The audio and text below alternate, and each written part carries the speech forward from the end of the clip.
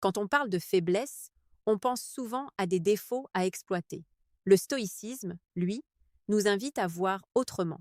Il ne s'agit pas de dominer ni de manipuler, mais de comprendre les mouvements de l'âme humaine pour devenir plus lucide, plus calme, plus juste dans nos relations.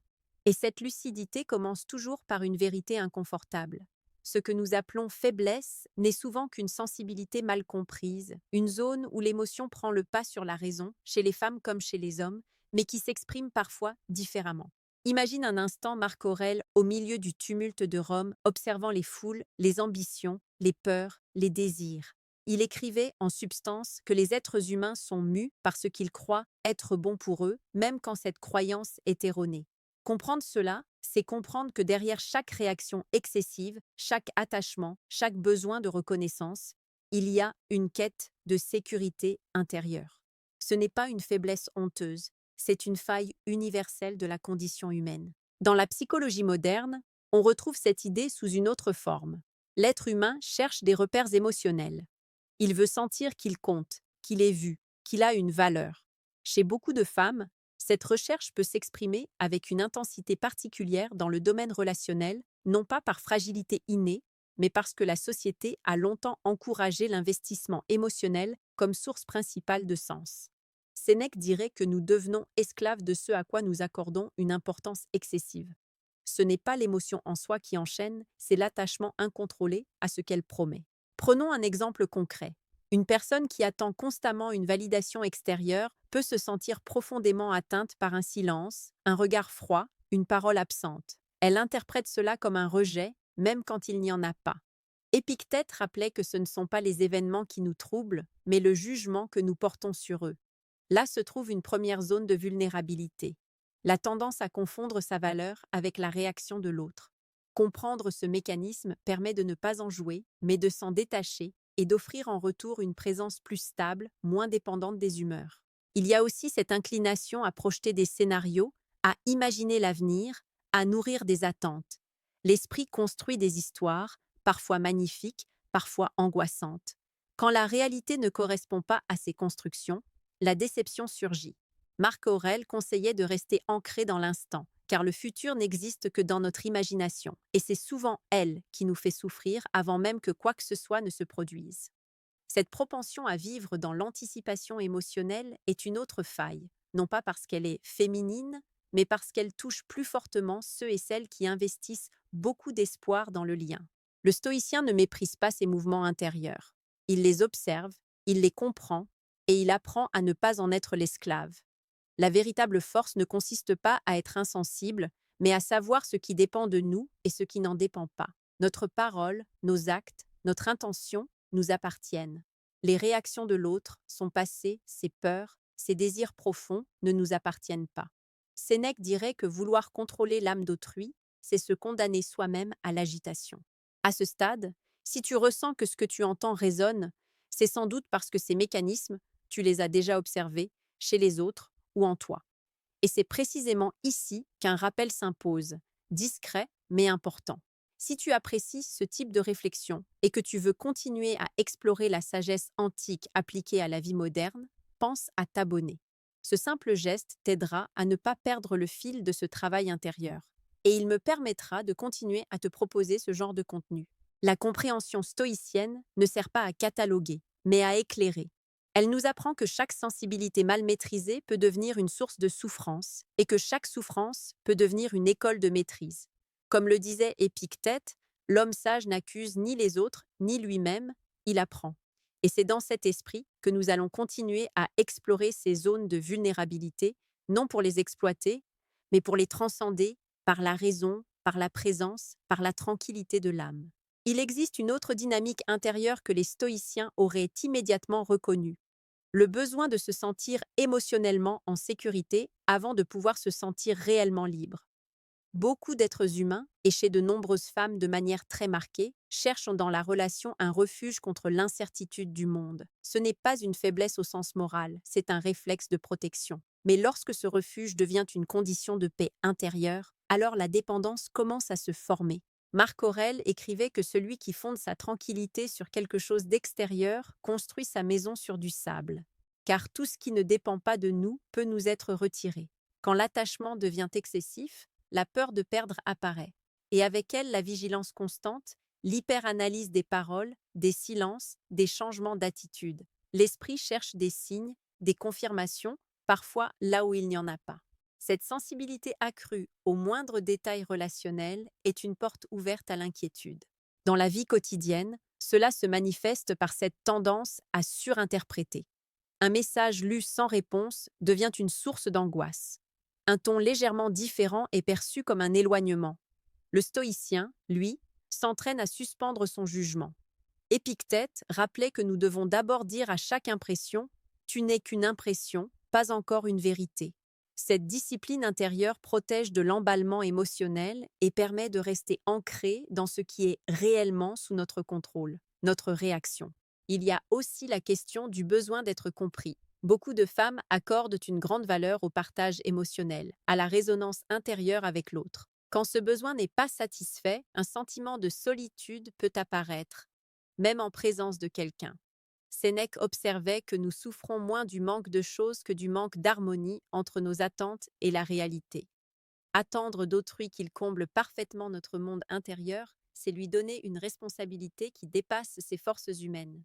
Une autre zone de vulnérabilité se situe dans la comparaison. L'esprit se mesure, se jauge, se demande s'il est assez aimé, assez désiré, assez important.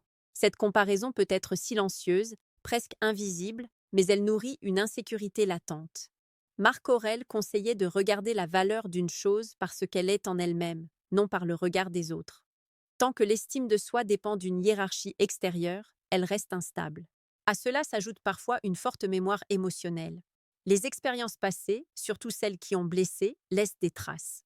L'esprit anticipe alors la répétition de la douleur et se met en état d'alerte. Ce mécanisme est naturel, mais lorsqu'il n'est pas conscientisé, il peut transformer chaque relation nouvelle en terrain de projection des anciennes peurs. Le stoïcien apprend à distinguer le passé, qui n'est plus, du présent, qui seul existe. Comme le disait Sénèque, nous souffrons souvent plus dans l'imagination que dans la réalité. Comprendre ces dynamiques, c'est comprendre que ce que l'on appelle parfois faiblesse est en réalité une intensité émotionnelle mal canalisée, une énergie tournée vers l'extérieur, vers l'autre, au lieu d'être enracinée d'abord en soi. La force stoïcienne ne consiste pas à éteindre cette intensité, mais à lui donner une direction juste. Transformer le besoin en choix, la dépendance en attachement libre, la peur en lucidité. Celui qui maîtrise ses propres mouvements intérieurs devient naturellement un point de stabilité pour autrui. Il n'a pas besoin de provoquer, de rassurer excessivement, ni de manipuler. Sa simple présence calme agit comme un rappel silencieux que la paix ne vient pas de ce que l'autre fait ou ne fait pas, mais de la manière dont nous gouvernons notre esprit. Et plus on avance dans cette compréhension, plus une vérité se dessine. La véritable puissance dans une relation n'est pas dans le contrôle, mais dans l'indépendance intérieure. Épictète dirait que l'homme libre est celui qui ne met pas son bonheur entre les mains de ce qui peut lui échapper. Cette leçon vaut pour tous, mais elle éclaire particulièrement ces zones sensibles où l'émotion cherche un appui. C'est sur cette base que l'on peut continuer à explorer, non pas des faiblesses à exploiter, mais des points de fragilité à comprendre pour mieux cultiver la solidité de l'âme, la clarté du regard et la justesse dans les relations humaines. Il existe encore une autre dimension que les stoïciens auraient observée avec attention. La relation entre l'émotion et l'image de soi. Quand l'identité se construit fortement à travers le regard de l'autre, la moindre variation de ce regard peut ébranler l'équilibre intérieur. Ce n'est pas tant l'autre qui a du pouvoir, c'est l'importance que l'on accorde à son jugement. Marc Aurèle rappelait que l'opinion d'autrui n'a de poids que si nous la laissons entrer dans notre citadelle intérieure. Tant que l'âme n'a pas appris à se suffire à elle-même, elle reste vulnérable aux vents extérieurs. Dans la vie réelle, cela se traduit par cette sensibilité au rejet, parfois même imaginaire. Une absence d'attention est vécue comme une remise en question de sa valeur.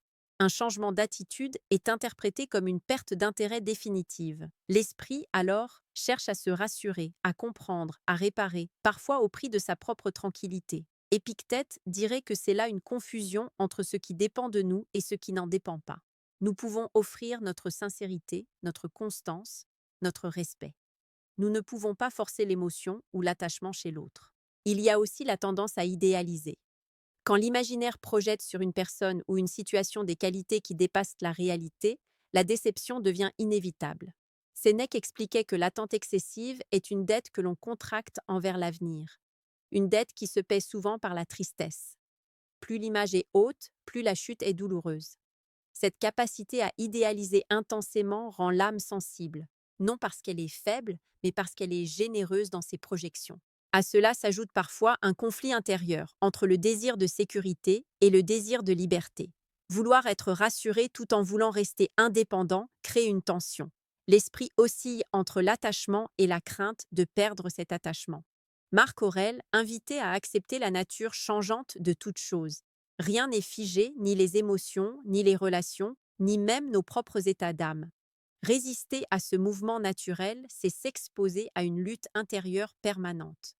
On observe également une forte capacité d'empathie qui peut devenir une vulnérabilité lorsqu'elle n'est pas équilibrée par des limites claires. Ressentir intensément ce que l'autre ressent, porter ses humeurs, ses peurs, ses doutes, peut conduire à s'oublier soi-même. Le stoïcisme ne rejette pas la compassion, mais il enseigne à ne pas se laisser submerger par ce qui ne nous appartient pas. Comme le disait Épictète, tu peux tendre la main à celui qui tombe, mais ne tombe pas avec lui. Plus on comprend ces mécanismes, plus on voit apparaître un fil conducteur. L'émotion devient fragile quand elle n'est pas soutenue par une structure intérieure solide. Quand l'estime de soi, la paix, la sécurité dépendent trop de l'extérieur, la moindre secousse fait trembler l'édifice. Le stoïcien, lui, construit ses fondations à l'intérieur. Il sait que l'autre peut partir, changer, se tromper, se détourner, et pourtant son centre demeure. C'est précisément cette stabilité qui transforme la relation, non pas en un jeu de pouvoir, mais en un espace de choix conscient. Quand on n'agit plus par peur de perdre, on agit par cohérence avec ses valeurs. Quand on ne cherche plus à combler un vide intérieur par l'autre, on peut offrir une présence pleine, libre, non conditionnée. Et c'est là une des clés les plus profondes que nous lèguent Marc Aurèle, Sénèque et Épictète. La vraie force n'est pas de ne rien ressentir, mais de ressentir sans être dominé, d'aimer sans s'y perdre, de s'attacher sans s'enchaîner, de comprendre sans juger, de voir clair, même dans les zones sensibles de l'âme humaine. Nous approchons ainsi du cœur du message. Ce que beaucoup appellent faiblesse sont souvent des élans naturels de l'âme qui n'ont pas encore été guidés par la raison. Et la raison, chez les stoïciens, n'est pas froideur, mais lumière. Une lumière qui éclaire les mouvements intérieurs pour qu'ils cessent d'être des forces aveugles et deviennent des forces maîtrisées. À mesure que l'on avance dans cette compréhension, une dernière vérité stoïcienne s'impose avec force. Tout ce qui n'est pas gouverné par la conscience devient gouverné par l'habitude. Les émotions répétées, les schémas relationnels, les attentes inconscientes finissent par former une seconde nature. Et ce sont souvent ces automatismes qui créent ce que l'on perçoit comme des zones de fragilité. Non pas parce que l'âme serait faible, mais parce qu'elle agit sans se voir agir.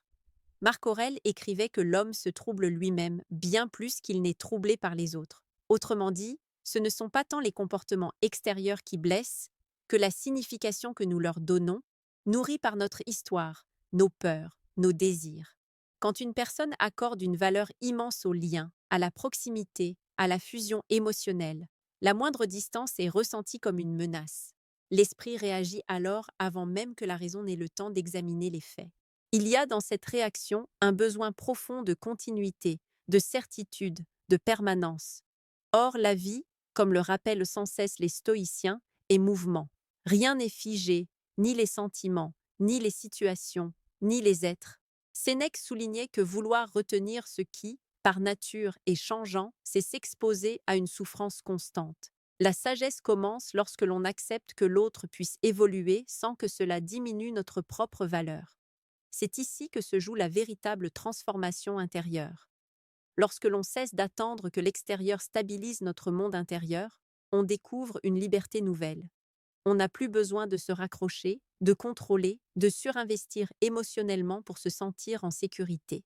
Épictète dirait que celui qui a appris à vouloir seulement ce qui dépend de lui ne peut plus être profondément blessé par ce qui ne dépend pas de lui. Dans une relation, cette posture change tout. La présence devient un choix et non une nécessité. L'attachement devient un partage et non une béquille. L'émotion circule, mais elle ne gouverne plus.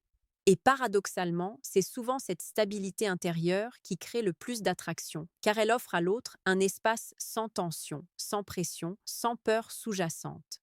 Comprendre ces mécanismes, c'est aussi comprendre que la plupart des vulnérabilités émotionnelles naissent d'un déséquilibre entre le cœur et la raison. Le cœur ressent vite, fort, intensément. La raison, elle, met de l'ordre, de la mesure, de la perspective. Le stoïcisme n'oppose pas les deux, il les harmonise. Il apprend à écouter l'émotion sans lui donner le pouvoir de décider seul. Et c'est précisément cette harmonie qui permet de traverser les relations sans s'y perdre, d'aimer sans se dissoudre, de s'attacher sans se rendre dépendant. Marc Aurèle rappelait que la vraie citadelle est en nous, et que tant que nous y restons, aucun événement extérieur ne peut vraiment nous abattre. Petite parenthèse les amis, j'ai créé un manuel complet sur la séduction stoïque. Il t'apprend comment parler avec maîtrise pour créer une vraie attraction. Le lien est en première ligne de la description. Cette pub sera une seule fois dans toute la vidéo et surtout à presque à la fin de la vidéo. On continue.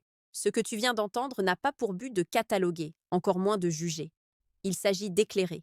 D'éclairer ces zones où l'émotion cherche appui, où l'âme veut se sentir en sécurité, reconnue, rassurée. Ce sont des élans profondément humains, mais lorsqu'ils ne sont pas guidés, ils peuvent devenir des sources de tourments. Lorsqu'ils sont compris, ils deviennent des forces. Le stoïcien ne cherche pas à dominer l'autre, il cherche d'abord à se gouverner lui-même. Il sait que la maîtrise de soi est la seule forme de puissance qui ne corrompt pas. En comprenant les fragilités émotionnelles, il n'apprend pas à les exploiter, mais à ne pas y être asservi, ni chez lui, ni chez l'autre. Et c'est peut-être là la leçon la plus importante. La véritable force dans une relation ne réside pas dans le contrôle, mais dans la clarté. La clarté de voir ce qui se joue dans l'âme humaine. La clarté de ne pas confondre amour et dépendance, attachement et peur, désir et manque. La clarté de rester droit intérieurement, même quand l'émotion est forte. Comme le dirait Sénèque, rien n'est plus puissant qu'un esprit en paix avec lui-même.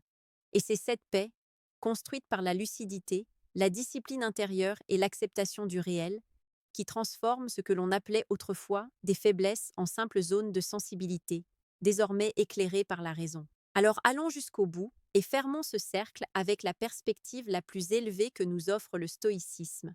Si l'on rassemble tout ce que nous avons vu, une évidence apparaît. Ce que beaucoup nomment faiblesse sont en réalité des points où l'âme cherche intensément l'amour, la sécurité, la reconnaissance, la continuité. Ce ne sont pas des défauts moraux, ce sont des zones où l'émotion a pris l'habitude de conduire sans être éclairée par la raison. Et partout où la raison n'est pas présente, l'instinct, la peur et l'imaginaire prennent le pouvoir. Marc Aurèle écrivait que l'âme humaine se trouble elle-même en se racontant des histoires. Elle anticipe, elle interprète, elle dramatise, elle s'accroche. Non parce qu'elle est faible, mais parce qu'elle veut éviter la souffrance. Et paradoxalement, c'est cette fuite de la souffrance qui la rend dépendante, anxieuse, vulnérable. Car plus on cherche à sécuriser l'extérieur, plus on réalise qu'il nous échappe. C'est là que la sagesse stoïcienne devient révolutionnaire dans les relations. Elle enseigne que la stabilité ne vient pas de l'autre, mais de l'intérieur, que l'amour véritable ne naît pas du besoin, mais de l'abondance intérieure, que l'attachement le plus sain est celui qui peut accepter la perte sans s'effondrer, le changement sans paniquer, la distance sans se sentir anéanti. Épictète dirait que lorsque tu remets ta paix entre les mains d'un autre être humain, tu lui donnes un pouvoir qu'aucun mortel ne devrait avoir, non par méfiance, mais par lucidité. L'autre est changeant, imparfait, parfois confus, parfois blessé lui-même. Attendre de lui qu'il soit ton pilier intérieur, c'est lui demander l'impossible. Et c'est précisément cette vérité qui transforme la dynamique. Quand une personne n'agit plus depuis la peur d'être abandonnée, ignorée ou remplacée, elle n'a plus besoin de surinvestir, de contrôler, de se comparer, de se suradapter. Elle devient calme, présente, stable, et cette stabilité crée naturellement respect, confiance, attraction, parce qu'elle émane d'une âme qui ne mendie plus sa valeur. Sénèque disait que l'homme vraiment riche est celui qui se suffit à lui-même. Pas dans l'isolement, mais dans l'indépendance intérieure. Il peut aimer profondément, mais il ne se perd pas. Il peut s'attacher, mais il ne s'enchaîne pas. Il peut désirer, mais il ne supplie pas. Son bonheur ne dépend plus d'une validation, d'une promesse ou d'une certitude extérieure. C'est là que toutes ces soi-disant faiblesses se transforment. Le besoin de reconnaissance devient estime de soi. La peur de perdre devient acceptation du changement. La dépendance affective devient attachement libre. L'hypersensibilité devient intelligence émotionnelle maîtrisée. L'idéalisation devient lucidité aimante. Et toi, en tant qu'homme, comprendre cela ne te rend pas manipulateur. Cela te rend responsable. Responsable de ton propre centre. Responsable de ne pas jouer avec ce qui est fragile. Responsable de ne pas nourrir des attentes que tu ne peux pas ou ne veux pas honorer. Responsable surtout de construire ta propre citadelle intérieure, afin que ta présence soit une force tranquille, et non une source de tension. Marc Aurèle conclurait en rappelant que tout ce qui est humain est transitoire, et que seule la vertu, la maîtrise de soi et la clarté de l'âme demeurent. Celui qui a compris cela n'a plus besoin de dominer, ni de séduire par manque, ni de s'accrocher par peur. Il avance droit, calme, maître de ses jugements, et donc maître de sa vie. Et c'est peut-être là, au fond, la leçon ultime derrière ce titre provocateur. La vraie puissance n'est pas de connaître les failles de l'autre, mais de ne plus être prisonnier des siennes, de voir clair dans l'âme humaine, tout en restant solide dans la sienne, de comprendre, sans exploiter, d'aimer, sans se perdre, de marcher, sans trembler.